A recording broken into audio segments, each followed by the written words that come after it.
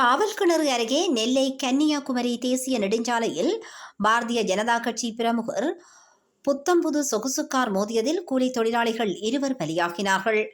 நெல்லை மாவட்டம் காவல் கிணறு அருகேயுள்ள ஆவரைக்குளம் பகுதியைச் சேர்ந்தவர் அசோக். பாரதிய ஜனதா கட்சி பிரமுகரான இவர் கடந்த மார்ச் 4ஆம் தேதி தான் புதியதாக இனோவா கிறிஸ்டா சொகுசு காரை வாங்கினார். அந்த சொகுசு காரில் நேற்று முன்தினம் இரவு அதே பகுதியைச் சேர்ந்த பாலகுமார் என்பவர் வள்ளியூர் நோக்கி சென்று கொண்டிருந்தார்.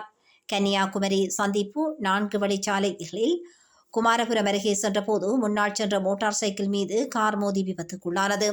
இந்த விபத்தில் கன்னியாகுமரி மாவட்டம் புதுக்கோட்டை பகுதியைச் சேர்ந்த கூலி தொழிலாளிகள் நாகராஜன், வினோத் ஆகிய 2 படுகாயம் அடைந்தனர். இருவரையும் மீட்டு சிகிச்சைக்காக நாகர்கோவில் ஆசாரிப்பள்ளம் மருத்துவமனையில் சிகிச்சைக்கு அனுமதித்தனர். ஆனால் சிகிச்சை பலனளிக்காமல் நேற்று அதிகாலையில் 2 பரிதாபகரமாக இருந்தனர். இந்த சம்பவம் குறித்து வடகுடி போலீசார் வழக்கு பதிவு செய்து விசாரணை நடாத்தி வருகின்றனர்.